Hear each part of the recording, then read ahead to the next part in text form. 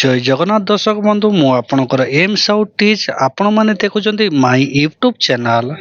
ଆଜି ଆମେ ଜାଣିବା ଆପଣଙ୍କର ଆଧାର କାର୍ଡ଼ ସାଥିରେ କେଉଁ ବ୍ୟାଙ୍କ ଆକାଉଣ୍ଟଟି ଲିଙ୍କ ରହିଛି, ଆପଣ କେଉଁଭଳି ଭାବରେ ଚେକ୍ କରିବେ।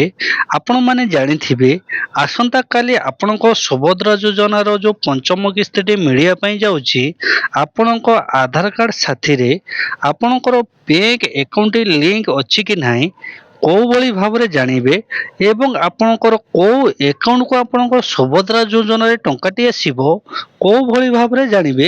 ଚାଲନ୍ତୁ ସମ୍ପୂର୍ଣ୍ଣ ତଥ୍ୟ ଆଜି ଆପଣମାନଙ୍କୁ ଜଣେଇବୁ। ଫୁଲ୍ ପ୍ରୋସେସରେ ଆପଣମାନଙ୍କୁ ଭିଡ଼ିଓଟିକୁ ଲାଷ୍ଟ ପର୍ଯ୍ୟନ୍ତ ଦେଖନ୍ତୁ।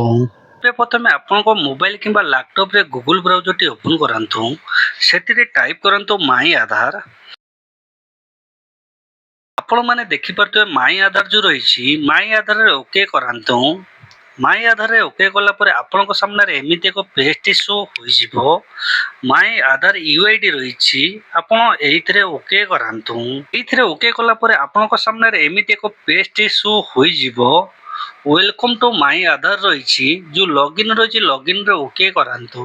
ଆପଣମାନେ ଦେଖିପାରୁଥିବେ ଲଗ୍ଇନ୍ ଟୁ ଆଧାର ଭାୟା ଓଟିପି ରହିଛି।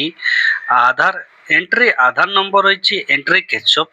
ସର୍ବପ୍ରଥମେ ଆପଣଙ୍କର ଯେଉଁ ବ୍ୟକ୍ତିଙ୍କର ସୁଭଦ୍ରା ଯୋଜନାରେ କେଉଁ ବ୍ୟାଙ୍କକୁ ଟଙ୍କାଟି ଆସିବା ପାଇଁ ଚେକ୍ କରିବା ପାଇଁ ଚାହୁଁଛନ୍ତି, ସେ ବ୍ୟକ୍ତିଙ୍କର ଆଧାର କାର୍ଡ଼ ନମ୍ବରଟି ଏଣ୍ଟ୍ରି କରାନ୍ତୁ। ବର୍ତ୍ତମାନ ମୁଁ ଆଧାର କାର୍ଡ଼ ନମ୍ବରଟି ଏଣ୍ଟ୍ରି କରି କ୍ୟାଚଅପ୍ଟି ଏଣ୍ଟ୍ରି କରି ଲଗ୍ଇନ୍ ୱିଥ୍ ଓଟିପିରେ ଓକେ କରିଦେଉଛି। ଲଗ୍ଇନ୍ରେ ଓକେ କଲା ପରେ successful generate on time password. ଆପଣଙ୍କ ଯେଉଁ ରେଜିଷ୍ଟର ମୋବାଇଲ ନମ୍ବରକୁ ଗୋଟେ ଓଟିପିଟି ଆସିଥିବ, ଓଟିପିଟି ଏ ଜାଗାରେ ଏଣ୍ଟ୍ରି କରାନ୍ତୁ। ଆପଣମାନେ ଦେଖିପାରୁଥିବେ ବର୍ତ୍ତମାନ ଓଟିପି ନମ୍ବରଟି ଏଣ୍ଟ୍ରି କରି ଲଗ୍ଇନ୍ରେ ଓକେ କରିଦେଉଛି। ଲଗ୍ଇନ୍ରେ ଓକେ କଲା ପରେ ଆପଣମାନଙ୍କ ସାମ୍ନାରେ ଏମିତି ଏକ ପେଜଟି ଶୋ ହୋଇଯିବ। ଯେଉଁ ମାଇ ଆଧାର ରହିଛି ସର୍ଭିସ୍ ରହିଛି, ସର୍ଭିସରେ ଏମିତି ଏକ ଅପସନ୍ଟି ଶୋ ହୋଇଯିବ। ଏଠି ଆପଣଙ୍କର ବହୁତ ସାରା ଅପସନ୍ଟି ଆପଣ ଦେଖିବା ପାଇଁ ପାଇଯିବେ। ବର୍ତ୍ତମାନ ଆପଣଙ୍କର ଯେଉଁ ଆଧାର କାର୍ଡ଼ ସାଥିରେ କେଉଁ ବ୍ୟାଙ୍କ ଆକାଉଣ୍ଟଟି ଲିଙ୍କ ରହିଛି କେଉଁଭଳି ଭାବରେ ଜାଣିବେ, ଚାଲନ୍ତୁ ଜାଣିବା।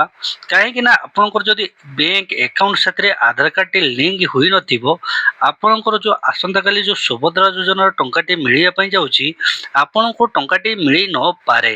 ତେଣୁ ଆପଣଙ୍କ ଆଧାର କାର୍ଡ଼ ସାଥିରେ କେଉଁ ବ୍ୟାଙ୍କ ଆକାଉଣ୍ଟଟି ଲିଙ୍କ ରହିଛି ଜାଣିବା ପାଇଁ ହେଲେ ସର୍ବପ୍ରଥମେ ଆପଣ ଦେଖିପାରୁଥିବେ ବ୍ୟାଙ୍କ ସେଟିଂ ଷ୍ଟାଟସ୍ ରହିଛି, ଆପଣ ଏଇଥିରେ ଓକେ କରାନ୍ତୁ। ଆପଣଙ୍କ ସାମ୍ନାରେ ଏମିତି ଏକ ପେଜଟି ଶୋ ହୋଇଯିବ। ଆପଣମାନେ ଦେଖିପାରୁଥିବେ ଆଧାର ନମ୍ବର, ଆପଣଙ୍କ ଆଧାର କାର୍ଡ଼ରେ ଯେଉଁ 4 ଡିଜିଟାଲ ନମ୍ବର ଲାଷ୍ଟରେ ରହିଛି, ଆପଣଙ୍କର ଏ ଜାଗାରେ ଶୋ ହୋଇଯିବ। ତାପରେ ବ୍ୟାଙ୍କ ନେମ୍ ଆପଣମାନେ ଦେଖିପାରୁଥିବେ, ଆପଣଙ୍କ ଆଧାର କାର୍ଡ଼ ସାଥିରେ ଯେଉଁ ବ୍ୟାଙ୍କ ଆକାଉଣ୍ଟ ନାମଟି ରହିଛି ଆପଣମାନେ ଦେଖିପାରୁଥିବେ। ସମସ୍ତଙ୍କର 1ରୁ 2ଟି ଆକାଉଣ୍ଟଟି ରହିଥିବ। ତେଣୁ ଆପଣଙ୍କ ଆଧାର କାର୍ଡ଼ ସାଥିରେ ଯେଉଁ ବ୍ୟାଙ୍କ ଆକାଉଣ୍ଟଟି ଲିଙ୍କ ରହିଥିବ, ଆପଣଙ୍କ ସୁଭଦ୍ରା ଯୋଜନାର ଟଙ୍କାଟି ସେଇ ବ୍ୟାଙ୍କ ଆକାଉଣ୍ଟକୁ ଆସିବ। ତେଣୁ ଆଉ ଯେକୌଣସି ବ୍ୟାଙ୍କକୁ ଆସିବ ନାହିଁ। ତେଣୁ ସର୍ବପ୍ରଥମେ ଆପଣଙ୍କର ବ୍ୟାଙ୍କ ନାମଟି ଆପଣ ଚେକ୍ କରିନିଅନ୍ତୁ। ତାପରେ ଆପଣମାନେ ଦେଖିପାରୁଥିବେ ବ୍ୟାଙ୍କ ସେଟିଂ ଷ୍ଟାଟସ୍ ଯେଉଁ ଆକ୍ଟିଭ ରହିଛି କି କିମ୍ବା ଇନଆକ୍ଟିଭ ରହିଛି, ଆପଣ ଏହାକୁ ଦେଖିନିଅନ୍ତୁ। ଯଦି ଆପଣଙ୍କର ବ୍ୟାଙ୍କ ସେଟିଂ ଷ୍ଟାଟସ୍ଟି ଇନଆକ୍ଟିଭ ରହିଥିବ, ତେଣୁ ଆପଣଙ୍କର ଟଙ୍କାଟି ଆସିବ ନାହିଁ। ସର୍ବପ୍ରଥମେ ଏହାକୁ ଧ୍ୟାନ ଦିଅନ୍ତୁ ଆପଣଙ୍କ ବ୍ୟାଙ୍କ ସେଟିଂ ଷ୍ଟାଟସ୍ଟି ଆକ୍ଟିଭ ଅଛି କିମ୍ବା ଡିଆକ୍ଟିଭ ରହିଛି। ତାପରେ ଲାଷ୍ଟ ଆପଡେଟ୍ ରହିଛି, ଆପଣ କେତେ ତାରିଖରେ ଆପଡେଟ୍ କରିଥିଲେ ତାହା ମଧ୍ୟ ଏ ଜାଗାରେ ଆପଣମାନେ ଦେଖିପାରିବେ। ଯେଉଁ ଆପଣଙ୍କର ଡିବିଟି ଲିଙ୍କଟି କେତେ ତାରିଖରେ ଆପଣ କରିଥିଲେ ତାହା ଏ ଜାଗାରେ ଡେଟଟି ଶୋ ହୋଇଯିବ।